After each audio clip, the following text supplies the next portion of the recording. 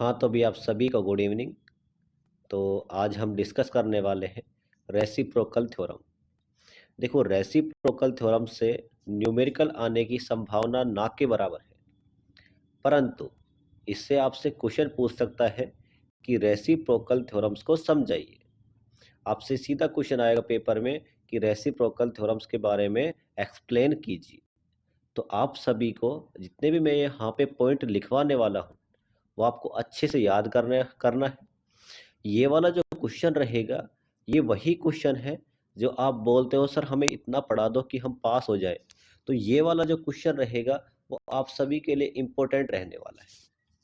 यहाँ पे आपको ओनली याद करके जाना है जो मैं आपको पॉइंट बता रहा हूँ। ठीक है, तो बातें करते हैं फर्स्ट पॉइंट की। देखो, रेसिप्रोकल थ्योरम्स की बात करें तो यह लीनियर, बाइलेटरल व पैसिव नेटवर्क पर लागू होती है। अब लीनियर का मतलब क्या होता है? R L C, resistance, inductor, capacitor. इनमें जब आपने देखा होगा ओम के नियम के अकॉर्डिंग जब आप ग्राफ ड्रॉ करते हो तो एक सीधी लाइन आती है, उसे हम बोलते हैं लीनियर। बाइलेटरल का मतलब क्या होता है? बाइलेटरल का मतलब ये होता है कि जैसे मैं बोलूँ आपके पास ये रजिस्टेंस है, आपने इधर दिया 5 एम्पियर। कितना एम्पियर दिया? 5। तो इधर आपको कितनी मिलेगी? आप बोलो सर 5 ही एम्पियर हमें मिलने वाली है। ठीक है, अब मैंने उल्टा कर दिया। उल्टा कैसे किया कि अब की बार मैंने क्या किया, इधर से दिया 5 एम्पियर, तो इधर का कितनी मिली हमें? 5 ही एम्पियर मिलने वाली है। इसे बोलते हैं बाइलेटरल। बाइलेटरल का मतलब क्या होता है? किसी भी एलिमेंट में चाहे आप इधर से करंट फ्लो करवाओ, चाहे आप इधर से करंट फ्लो करवाओ, आपकी वैल्यू क्या रहेगी? बराबर रहने वाली है।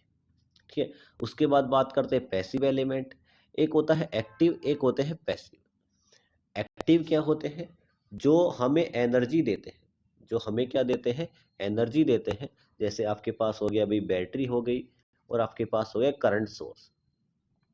लेकिन ऐसे एलिमेंट जो एनर्जी लेते हैं, जैसे आपने देखा होगा कि सर्किट हमें, जैसे रजिस्टेंस लगा होता है, तो रजिस्टेंस हमेशा वोल्टेज का ड्रॉप करता है। क्या वो वोल्टेज को बढ़ाता थोड़ा ना? अभी रजिस्टेंस हो गया, इंडक्टर हो गया, कैपेसिटर हो गया, ये सारे कैसे एलिमेंट होते हैं? Passive element. ये एनर्जी कंज्यूम करते हैं, खर्च करते हैं। लेकिन जैसे बैटरी हो गई, करंट सोर्स हो गया, ये सारे कैसे होते हैं कि हमें करंट, जैसे बैटरी अगर होगी तो हमें वोल्टेज सप्लाई करती है, करंट सोर्स अगर होगा तो वो हमें करंट देता है। तो पहला स्टेटमेंट आपको याद हो गया कि फर्स्ट स्टेटमेंट है कि यह लीनियर, बाइलेटरल, पैसिव एलिमेंट पर लागू रहेगी। सेकंड पॉइंट और मोस्ट इंपोर्टेंट पॉइंट, यह है नॉन लीनियर सर्किट पर लागू नहीं होती। जैसे डायोड हो गया, ट्रांजिस्टर हो गया, ये सारे कैसे होते हैं? आपके नॉन लीनियर डिवाइस होते हैं या नॉन लीनियर एलिमेंट होते हैं। डायोड हो गया, ट्रांजिस्टर हो गया, इन पे ये वाली थ्योरम्स नहीं लगती। आगे बात करें कि यह नेटवर्क को सोल्व करने का, यह नेटवर्क को सोल्व करने का आसान तरीका होता है, या फिर बोल सकते हैं इसे ही डायरेक्ट मेथड होती है। क्या होती है? डायरेक्ट मेथड होती है। 3 पॉइंट आपको याद हो गए। पहला पॉइंट क्या था? लीनियर, बाइलेटरल, पैसिव एलिमेंट पर लागू होगी। सेकंड क्या था? कि नॉन लीनियर पर लागू नहीं होगी। थर्ड पॉइंट है कि नेटवर्क को सोल्व करने का सबसे आसान तरीका है। फोर्थ पॉइंट क्या है? यह ओनली एक ही सोर्स पर लागू होगी। मोस्ट और सबसे इंपॉर्टेंट क्वेश्चन, आपसे यहाँ से ऑब्जेक्टिव भी पूछ सकता है कि ऐसी कौन सी थ्योरम्स है जो ओनली एक ही सोर्स पर लागू होती है। तो कौन सी हो जाएगी? Reciprocal theorems. जैसे मैं बोलूं कि ये तो रहा आपके पास करंट सोर्स, या तो सर्किट में ओनली क्या होगा? एक ही करंट सोर्स, या फिर आपके पास होगी एक बैटरी। ठीक है, ऐसा नहीं होगा कि दोनों एक साथ आ जाए, या फिर ऐसा भी नहीं होगा कि दो वोल्टेज सोर्स लगा दे। जैसे कि अभी तक अपन ने सर्किट देखे थे, भी मान लेते हैं ऐसे कोई सर्किट था, ये रहा सर्किट आपके पास। जैसे मान लो दो बैटरी आपने लगा दी, और आपसे बोले रेसिप्रोकल थ्योरम्स की सहायता से इसमें कहीं पे भी आपसे बोलते करंट का मान बताइए, इन सब की वैल्यू आपको दे के रखेगा।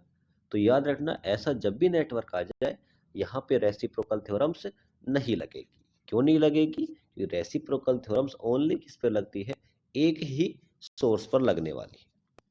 तो याद रखना, या तो एक करंट सोर्स हो या फिर एक वोल्टेज सोर्स हो। दो पे नहीं लगेगी, दो करंट सोर्स हो गए तब भी नहीं लगेगी, दो वोल्टेज सोर्स हो जाएंगे तब भी नहीं लगने वाली। ठीक है, आगे बात करते हैं कि इसका स्टेटमेंट क्या होता है। याद रखना, इस वाले स्टेटमेंट से एसएससी जेई 2024, 2022 और 2023 में सीधा क्वेश्चन पूछा जा चुका है, और आपके डिप्लोमा में तो पूछेगा ही आपसे। तो याद रखना, स्टेटमेंट इसका बहुत ही इंपॉर्टेंट रहने वाला है। अब देखो होता क्या है, इस वाले थ्योरम्स में स्टेटमेंट क्या बोलता है। यह बोलता है कि इस थ्योरम्स के अनुसार, हिंदी में बोले तो इसे बोलते हैं प्रमेय। जैसे आपने पढ़ा होगा ना, पाइथागोरस प्रमेय। ठीक है, सेम इसी प्रकार रेसिप्रोकल थ्योरम्स के अनुसार एक्साइटेशन, जिसे हम बोलते हैं ईएमएफ, क्या बोलते हैं, ईएमएफ, व रेस्पॉन्स, रेस्पॉन्स मतलब क्या हो जाएगा, करंट, क्या हो जाएगा, करंट का रेशियो क्या रहेगा, समान रहता है यदि उनको आपस में चेंज कर दिया जाए। अब समझना ध्यान से, हमने क्या बोला कि इस थ्योरम्स के अनुसार क्या होता है कि एक्साइटेशन मतलब वोल्टेज, रेस्पॉन्स मतलब करंट, एक्साइटेशन व एक्साइटेशन मतलब क्या हो गया अभी, वोल्टेज, और रेस्पॉन्स मतलब क्या हो गया, करंट। इनका रेशियो क्या रहेगा, बराबर रहेगा यदि हम उनकी स्थिति क्या कर दे, चेंज कर दे। अब समझते हैं इसको इसकी सहायता से। चलो देखो भाई, मान लेते हैं ये वाला कोई आपके पास कोई लीनियर, पैसिव और बाईलैटरल नेटवर्क है। मैंने आपको इससे पहले सेकंड पॉइंट में भी बताया था, फर्स्ट पॉइंट में ही, कि रेसिप्रोकल थ्योरम्स हमेशा लीनियर, पैसिव व बाईलैटरल नेटवर्क पर लागू होती है। अब मैंने क्या किया, यहाँ से एक बैटरी जोड़ दी मैंने। इस सर्किट में क्या फ्लो होगी भाई, आप बोलो सर ये वाली, आपने जैसे ही बैटरी जोड़ी, यहाँ से निकलेगी करंट, और करंट इस पूरे सर्किट में फैल जाएगी। फैल गई तो यहाँ से मान लेते हैं करंट निकाली आपने, क्या की, करंट निकाली। तो याद रखना, इस बैटरी को तो हम बोलेंगे एक्साइटेशन, क्या बोलेंगे, एक्साइटेशन। इसे क्या बोलेंगे, यहाँ से हमें हमारे पास क्या निकली, बैटरी की वजह से हमें क्या मिला, रेस्पॉन्स, उसे क्या बोलेंगे, करंट, क्या बोलेंगे, करंट। तो देखो, इधर मैंने बैटरी लगाई, इसे बोल देते हैं प्राइमरी साइड, तो यहाँ पे वोल्टेज मैंने बोली V1, इसे बोल देते हैं सेकेंडरी साइड, तो यहाँ पे हमें रेस्पॉन्स क्या मिला, I2, क्या मिला हमारे पास, I2। अब देखो, मैंने क्या की, इस बैटरी को उठाया और कहाँ पे लगा दिया, सेकेंडरी साइड। ठीक है, अब देखो, अगर हमने सेकेंडरी साइड लगाया, बैटरी की वैल्यू वही है। बैटरी मान लो यहाँ 5 वोल्ट थी, तो यहाँ पे भी क्या है आपके पास, 5 वोल्ट मान लो, 10 वोल्ट मान लो। आपने क्या किया, यहाँ से इसको यहाँ पे चेंज कर दिया।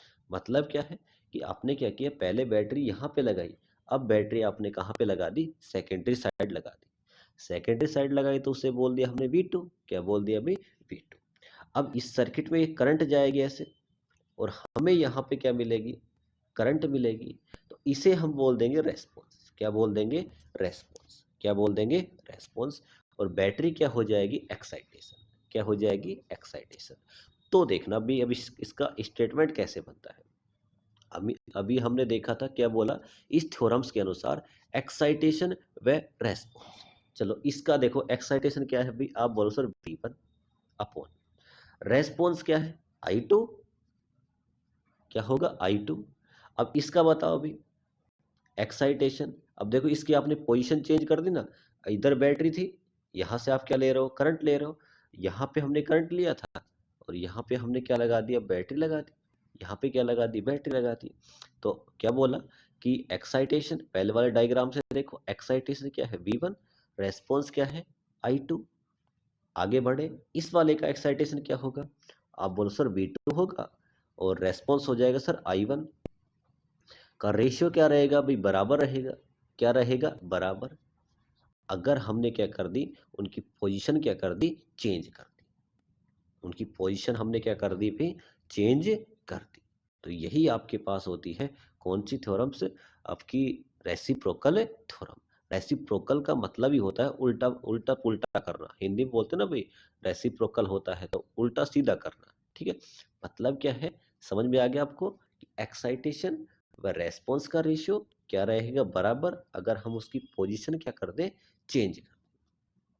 तो लास्ट में जाके आपको ये वाला स्टेटमेंट लिख के आना है कि V1 एक्साइटेशन हो गया यहाँ का। देखो जूम कर देते हैं, एक सेकंड। हाँ, ये रहा भी, ठीक है। तो ये तो रहा आपके पास एक्साइटेशन V1 और यहाँ से क्या आ गया I1, ठीक है। एक्साइटेशन व रेस्पॉन्स का रेशियो क्या रहेगा, बराबर। कब, जब हम उनकी पोजीशन क्या कर दे, चेंज कर दे। तो ये रहा आपके पास एक्साइटेशन और ये रहा आपके पास रेस्पॉन्स का रेशियो क्या रहेगा, बराबर रहेगा, यदि हम उनकी पोजीशन क्या कर दें, चेंज कर दें। इससे देखो अगर हम इसको आगे सोल्व करें तो देखो V1 इससे मल्टीप्लाई हो जाएगा, I2 इससे मल्टीप्लाई हो जाएगा। आप इसको ऐसे भी याद रख सकते हो, V1 I1 equal to V2 I2। यही क्या होती है आपकी रेसिप्रोकल थ्योरम्स। क्या होती है रेसिप्रोकल थ्योरम्स। देखो जब भी रेसिप्रोकल से आपसे क्वेश्चन आएगा, आपको करना क्या है, ये सारे पॉइंट आपको लिख के आने हैं। पहला पॉइंट क्या लिख के आओगे कि यह जो थ्योरम्स होती है, पहला पॉइंट आप ये वाला लिख के आओगे कि यह थ्योरम्स लीनियर, बाइलेटरल और पैसिव नेटवर्क पर लागू होती है। सेकंड आप लिख के आओगे कि यह नॉन लीनियर पर लागू नहीं होती है। थर्ड आप लिख के आओगे कि यह नेटवर्क को सोल्व करने का सबसे आसान तरीका है, डायरेक्ट मेथड है। फोर्थ देखो, यह ओनली एक ही सोर्स पर लागू होती है। ये चारों पॉइंट आपको अपनी कॉपी में नोट करके आने हैं, ठीक है। उसके बाद आपको करना क्या है, इसके बाद आपको स्टेटमेंट लिखना है। स्टेटमेंट लिखोगे तब क्या लिख के आओगे, एक्साइटेशन व रेस्पॉन्स का रेशियो क्या रहेगा, बराबर रहेगा, यदि उनकी पोजीशन क्या कर दी जाए, चेंज कर दी जाए, ठीक है। अगले वाले में देखो, आप ये दोनों डायग्राम बनाओगे। पहले वाले में बैटरी यहाँ पे लगाई आपने और यहाँ से क्या लिया, रेस्पॉन्स। अगले वाले में बैटरी यहाँ लगा दोगे और यहाँ से क्या लोगे, रेस्पॉन्स लोगे। उसके बाद क्या करोगे, V1 और I2 equal to V2 upon में I1, या फिर आप सीधा लिख के आ सकते हो V1 I1 और V2 I2। ये आपका हो गया 4 नंबर का आपका जो क्वेश्चन आता है। सबसे आसान तरीके से मैंने आपको सारी चीजें समझा दी, आपको बता भी दिया कितना आपको लिख के आना है। अब देखते हैं इस पे एक छोटा सा न्यूमेरिकल देख लेते हैं, ठीक है। वैसे न्यूमेरिकल के आने की संभावना रहेगी नहीं, लेकिन फिर भी हम एक न्यूमेरिकल देख लेते हैं। चलो देखिए भाई, अब न्यूमेरिकल की बात कर लेते हैं। ऐसा आपसे क्वेश्चन आएगा, ठीक है। एक सेकंड, इसको थोड़ा सा ऊपर कर देते हैं, इसको थोड़ा सा, हाँ ठीक है। चलो देखो, ठीक है। ऐसा आपसे क्वेश्चन आएगा, क्या बोलेगा, आपको ये वाला डायग्राम बना के देगा, ये वाला डायग्राम बना के देगा, ये वाला डायग्राम भी आपको बना के देगा पेपर में, ठीक है। आपसे बोलेगा रेसिप्रोकल थ्योरम्स की सहायता से आई का मान बताइए। रेसिप्रोकल थ्योरम्स की सहायता से आई का मान बताइए। तो देखो इस वाले क्वेश्चन को आप कैसे करोगे। सबसे पहले आपको देखना है कि रेसिप्रोकल लागू होगी या नहीं होगी। तो पहला पॉइंट क्या था कि लीनियर, बाइलेटरल व पैसिव एलिमेंट। तो लीनियर भी है, पीआर आ गया, बाइलेटरल भी हो गया और रेजिस्टेंस पैसिव भी होता है, ठीक है, अच्छी बात है। सेकंड था नॉन लीनियर, तो है नहीं, ना तो डायोड ना ही ट्रांजिस्टर। थर्ड पॉइंट था एक ही सोर्स होना चाहिए। बात तो ठीक है कि एक ही सोर्स है, मतलब सर रेसिप्रोकल थ्योरम लगा देंगे। अब रेसिप्रोकल थ्योरम्स का स्टेटमेंट क्या बोलता है, एक्साइटेशन व रेस्पॉन्स। एक्साइटेशन कितना है भाई, 10 अपॉन रेस्पॉन्स कितना है, 3, बराबर रहेगा। इधर वाला एक्साइटेशन कितना है, 10, और यहाँ पे रेस्पॉन्स कितना मिल रहा है, आई। ये दोनों आपस में क्या रहेंगे, बराबर। क्या रहेंगे, बराबर। तो देखो भाई, आप इसको सोल्व कर लोगे, नहीं करोगे। 10 से 10 कट गया, आई बराबर कितना आ गया, 3 एम्पियर। कितना आ गया, 3 एम्पियर। बस ऐसे क्वेश्चन आपके पास आ सकता है। ऐसे क्वेश्चन कंपटीशन पूछता है, आपसे नहीं पूछने वाला, ठीक है। वैसे कर लोगे ही, जी है ही, ठीक है। कैसे करना है बता दिया मैंने। एक्साइटेशन लिखो और रेस्पॉन्स, ये लिखा अपने एक्साइटेशन, ये हो गया रेस्पॉन्स। ये वाला एक्साइटेशन हो गया और ये वाला क्या हो गया, रेस्पॉन्स हो गया। दोनों का रेशियो क्या रहेगा, बराबर रहेगा। तो यहाँ से आई की वैल्यू कितनी आ जाएगी, 3 एम्पियर। कितनी आ जाएगी, 3 एम्पियर, ठीक है। अब मैं आपको देख रहा हूँ एक होमवर्क क्वेश्चन, ठीक है। ये रहा आपके पास होमवर्क क्वेश्चन पे, ठीक है, जो आपको कमेंट बॉक्स में कमेंट करना है, ठीक है। क्योंकि तुम्हें बहुत दिन हो गए ना भाई, मैंने आपको होमवर्क क्वेश्चन नहीं दिया, ठीक है। तो ये वाला क्वेश्चन आपके लिए रहेगा होमवर्क क्वेश्चन। आपको बताना है कि रेसिप्रोकल थ्योरम्स की सहायता से क्या हम इस वाले क्वेश्चन का आंसर निकाल सकते हैं, और निकाल सकते हैं तो इसका आंसर कितना आएगा, ठीक है। और कहाँ बताना है, यहाँ पे करंट का मान बताना है, ठीक है, यहाँ पे करंट का मान बताना है। चलो आप तो इतना ही बता देना, करंट का मान निकालो या मत निकालो, आप इतना बताना है कि क्या हम इस वाले क्वेश्चन को, जो आपको दिख रहा है ना बी वाला क्वेश्चन, दोनों डायग्राम को देखो आप तो, दोनों डायग्राम को देखो, एक ये डायग्राम हो गया, एक ये डायग्राम हो गया, क्या हम इसको रेसिप्रोकल थ्योरम्स की सहायता से सोल्व कर सकते हैं या नहीं कर सकते। आप सभी को कमेंट बॉक्स में कमेंट करना है। तो इस वाली क्लास में हम इतना ही करते हैं। रेसिप्रोकल थ्योरम से जो क्वेश्चन बनते हैं, आपके लेवल पर बनते हैं, वो मैंने आपको करवा दिया कि रेसिप्रोकल थ्योरम होती क्या है और कहाँ तक आपसे क्वेश्चन पूछ सकता है।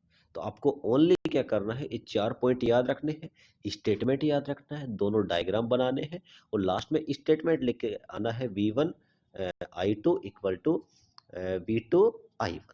बस इतना खत्म करना है, यही आपकी रेसिप्रोकल हो थ्योरम्स हो जाएगी, आपके 4 नंबर आपको कंप्लीट मिल जाएंगे, ठीक है। तो इस वाली क्लास में हम इतना ही करते हैं, मिलते हैं नेक्स्ट क्लास में, जहां हम देखने वाले हैं आपकी सुपरपोजिशन थ्योरम्स या फिर मैक्सिमम पावर ट्रांसफर थ्योरम्स। लगभग अपना कंप्लीट हो ही चुका। फिर भी किसी भी स्टूडेंट का कोई डाउट हो, किसी प्रकार का कोई क्वेश्चन हो, किसी को कोई सजेशन देनी हो कि सर आप ऐसे कर लीजिए, तो आप मेरे को जरूर कमेंट बॉक्स में कमेंट करें, हम उन चीज़ों को इम्प्रूव करने की हमें कोशिश करेंगे, ठीक है। तो आप सभी का थैंक यू भी, धन्यवाद, जय हिंद। मिलते हैं नेक्स्ट क्लास में।